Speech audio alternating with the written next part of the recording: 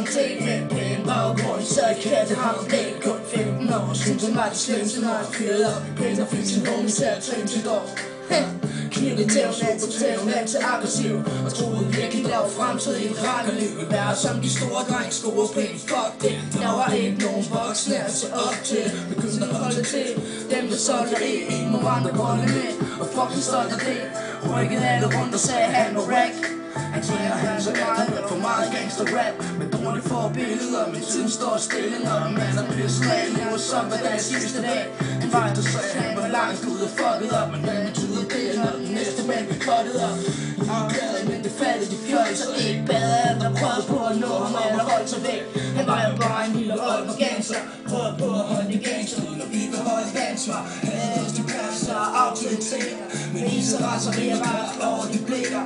Han vidste penge træner, han vidste de lå til ham, men han det var væk igen, når han røg så langt. Hvad vil du gøre nu? Hvor vil du nu vende hen? Det forstår du. Din dag kommer aldrig igen. Hvad vil du gøre nu?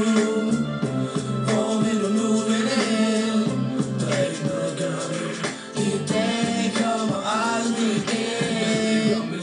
Han bad jeg ikke om at give en skid. Han bad jeg ikke forstå ham eller nå ham. Han bad ikke om jeres hjælp. Han bad jeg ikke være en held. Han bad ikke om at være en del af jeres verden.